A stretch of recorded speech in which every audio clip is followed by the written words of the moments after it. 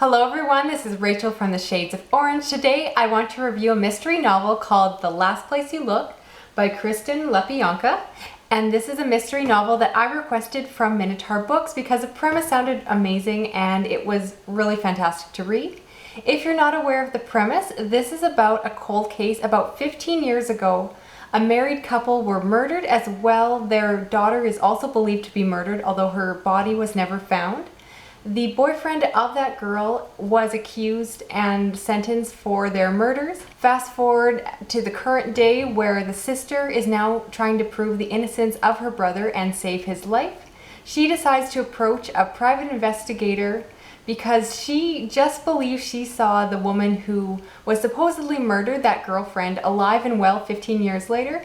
And she thinks something else is going on and does not believe her brother was involved.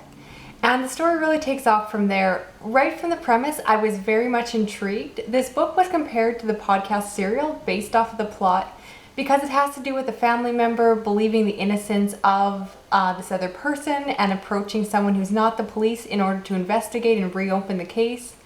And it's just something I really enjoy as a concept. In my opinion, the biggest strength of this book was the characters, particularly the main character Roxanne, the private investigator. She is both a really strong female character, which I absolutely love, but at the same time, she is a very flawed character with a lot of vices.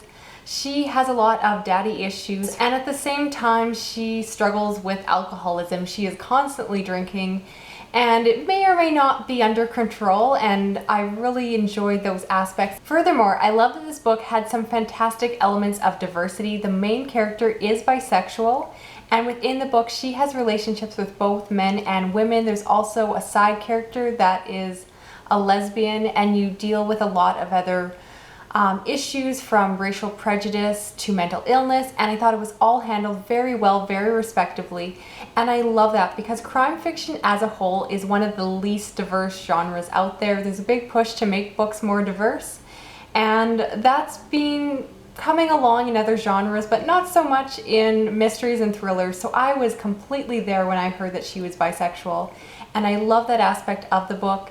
You've heard me say before that I don't always love relationships in mysteries. Usually I could do without them, but in this case I found those aspects really interesting. I found it really refreshing as a way to spin around and have her explore different relationships. Now, in terms of the mystery itself, it wasn't the most complex. I was able to properly guess the ending quite early on, and I wish it had blindsided me a little bit more. That being said, I read a ton of the genre, so it really does take a good twist in order for me to not see it coming. And while I was able to guess the ending, that did not take away from my enjoyment of the book whatsoever, and that to me is a sign of a good mystery, when the characters and the story itself is so compelling that I don't really care whether or not I guess the ending. This is a fantastic debut novel with strong, clean writing, and I just can't wait to see what she does next because this was a fantastic start to the series. So those are my thoughts on The Last Place You Looked. I really enjoyed it and would definitely recommend if you also enjoy reading mysteries. This was a good solid one that was entertaining, fast to read, and overall a lot of fun. If you are looking for more recommendations of mysteries and thrillers, I definitely recommend subscribing because they are some of my favorite genres and I plan on reading a lot more of them in the future. I'll also link you to some of my review videos if you're looking for even more books to pick up. Thank you so much for watching. Talk to you again soon. Okay, bye.